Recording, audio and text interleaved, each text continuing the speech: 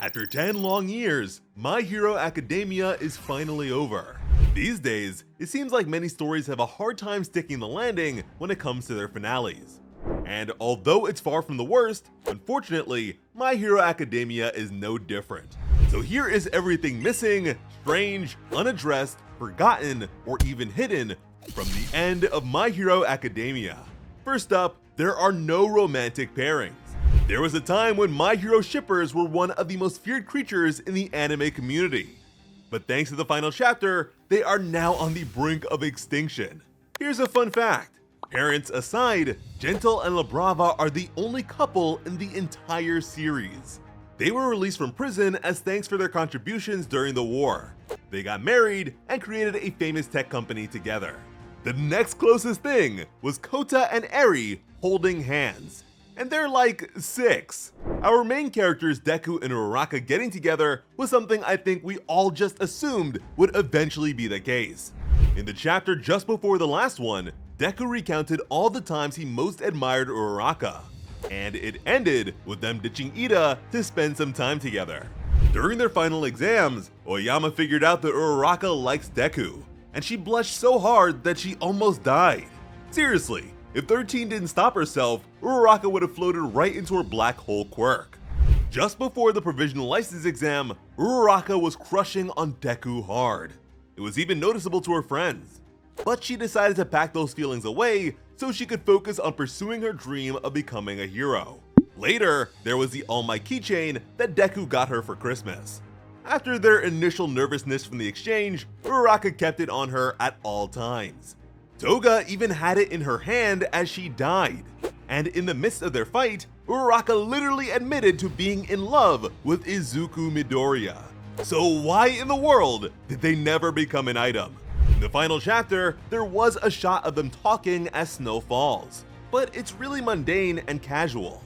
To be fair, Uraraka's new hero costume does have a neck guard that is similar to Deku's old one, but funny enough, it looks more like a piece of Ida's mask.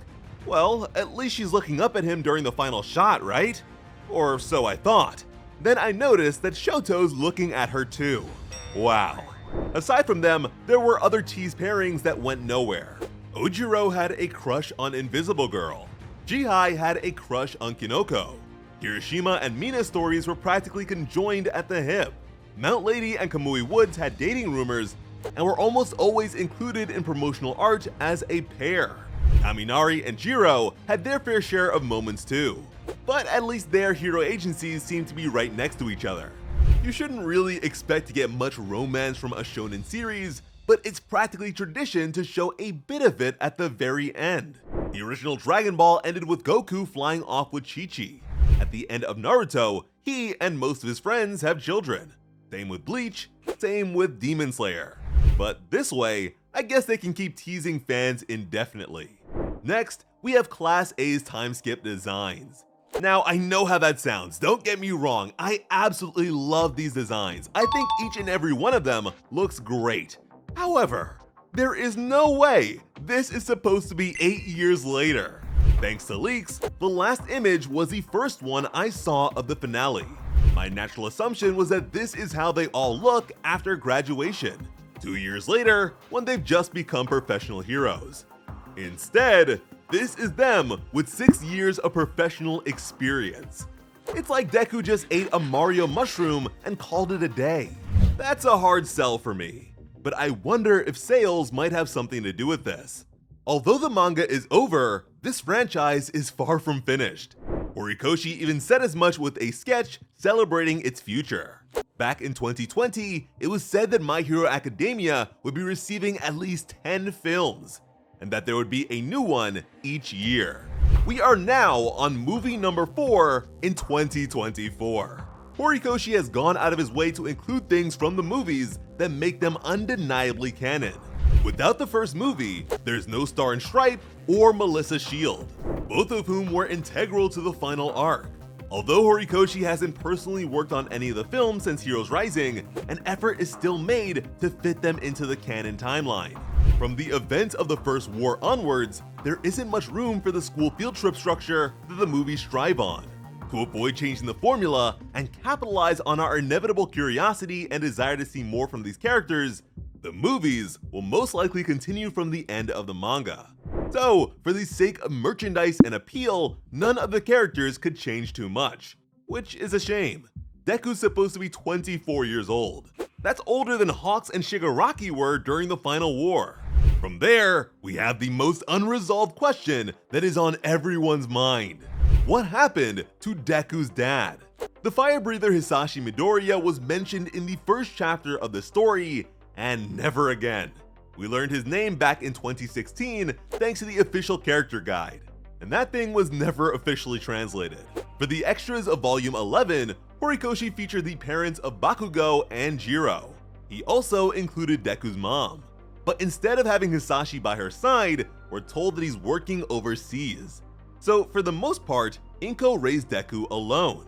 But in 2018, Horikoshi went to San Diego Comic-Con and answered some questions, which is beyond rare for a mangaka behind such a popular series, but he's obviously a big fan of Western comics. Just look at what his Marvel collection looked like back in 2015. Anyways, back then, Horikoshi claimed that Deku's father would be revealed in the future. He said something similar about the reveal of Invisible Girl's face in a Volume 2 extra. There was also a time when many fans assumed that he forgot about the whole UA traitor thing. But more than 300 chapters later, both of those things were pretty much handled in sync, which only makes the complete absence of Deku's father all the more strange. What manner of work could this man Hisashi be doing that would keep him from at least picking up a phone? Deku got into UA, was attacked by several villains, got sent to the hospital way too many times, and even saved the world. And not once did his hard-working father say a word. It sounds like Deku grew up with more issues than just quirklessness. When Deku finally returned home in the final chapter, he was greeted at the door by his mother. Now, if you look closely, there are actually 3 umbrellas and 3 pairs of shoes if you include the ones that he's taking off. But the ones to his right could just as easily be inside slippers. And no matter how you slice it, Hisashi isn't here. But surprisingly enough, he is not the only one to abandon our main character. Because after high school, Class A left Deku behind. Due to his quirklessness, Deku didn't become a pro hero like his friends. Once they became adults, it apparently became very difficult for him to meet up with them. He had to get updates on his friends from the news. It's so bad that Aizawa, now being Deku's colleague, had to wonder if the guy was lonely, which he admittedly was. This is very strange to me. Since the war, the rate of villainy has severely declined. This was no doubt thanks to an active effort by both the Hero Public Safety Commission and society at large. But if you remember, in his prime, All Might's presence is said to have reduced Japan's crime rate to 3%. Despite an upsurge, the majority of villains during the final war were prison escapees. Granted, the scope of heroic activities certainly expanded. However, as the Hero Commission's new chairman, Hawks, the master of speed and efficiency, also set his sights on fostering a society where heroes have time to spare. Thanks to unprecedented foreign and domestic aid, the country's reconstruction efforts were able to be completed in a matter of weeks instead of what would usually require a decade. And on top of all that, Class A did not leave school until 2 years after the war. Yet somehow, over the course of 6, none of Deku's 19 classmates had any time to spare for him. These are the same characters that used to worry and cry about each other regularly. Everyone was concerned about Uraraka's behavior after the war. Deku experienced and was feeling pretty much the exact same thing, but nobody noticed. They of course rushed to comfort him when they found out that he'd eventually be quirkless, but despite how far we've come, not a single one of them seemed to believe that Deku could be a hero without one. Not even Deku himself. Which brings us to our next point. Deku depends on handouts. Deku is exceptionally clever and resourceful with the tools he has available. The problem is that those tools are almost exclusively given to him. I don't think there's any issue with One for All being given to him by All Might, but despite his insistence on being a hero, before then, Deku didn't do much at all in pursuit of that goal. and once it was gone, he gave up on being a hero altogether. But why? 8 years later, we see that support items are all the rage and have been evolving at impressive rates comparable to quirks. This newfound popularity is partially owed to the countless illegal ones that were used by civilians during Japan's state of anarchy. Previously, they were all but exclusive to heroes. But this world's technology has always been impressive. UA has several types of robots with advanced artificial intelligence. Tartarus, which was one of the most secure prisons in the world, previously owed its impenetrability to an armada of robots rather than a heroic force. The advent of quirks is said to be the only reason humanity has not progressed onto interstellar travel, which is to say that theoretically, the technology of their world is centuries ahead of our own. So why would Deku need to be given a costume worth millions before becoming a pro hero? In fact, we can disregard the support items altogether and the point still stands. Knuckle Duster was a professional hero that became a vigilante after losing his quirk. He went toe-to-toe against Eraserhead and even beat a guy with a hulking strength quirk that was supercharged by Trigger. Stain was a serial killer of heroes, yet his quirk Blood Curdle had nothing to do with his athleticism or swordsmanship, both of which were far more vital to his fight against 3 young heroes with exceptional quirks than his own. When Muriel lost his quirk, he still beat the brakes off of Overhaul. Even All Might, the man who gave Deku his power, intended to become the symbol of peace before he even knew it was possible for him to gain a quirk of his own.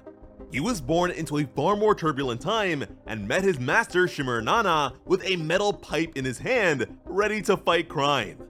And despite being quirkless, over 50 years old, and having an ailing body, All Might spent every penny he had to create a suit that would allow him to fight one last time.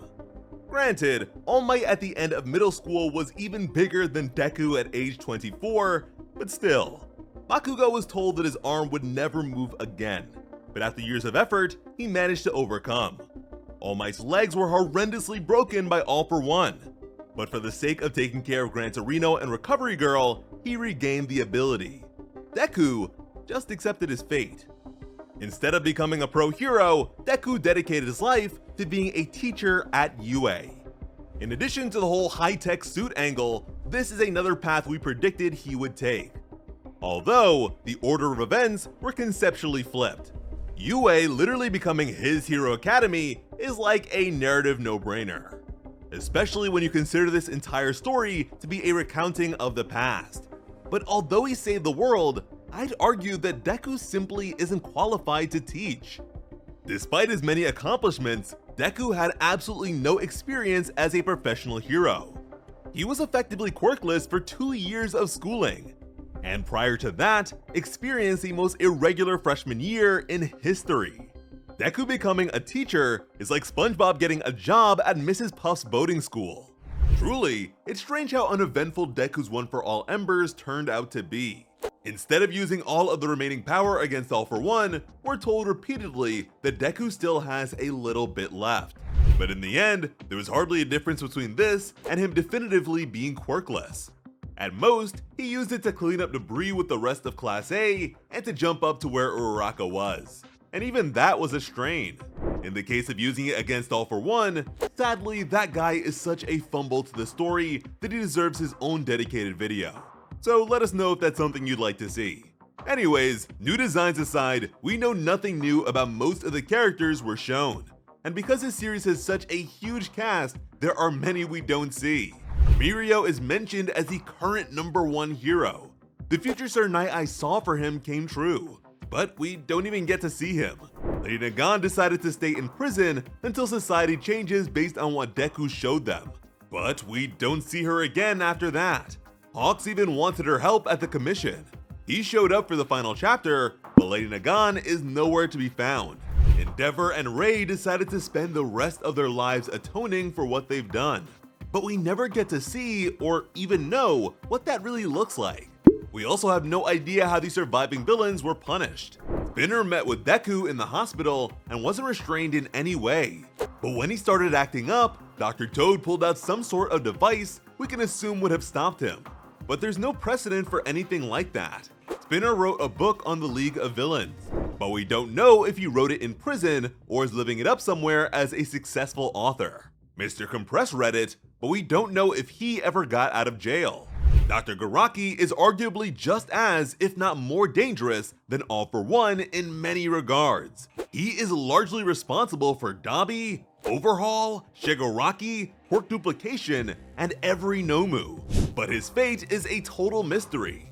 Based on the average Japanese life expectancy and his quirk, Dr. Garaki probably has about 32 years left to live.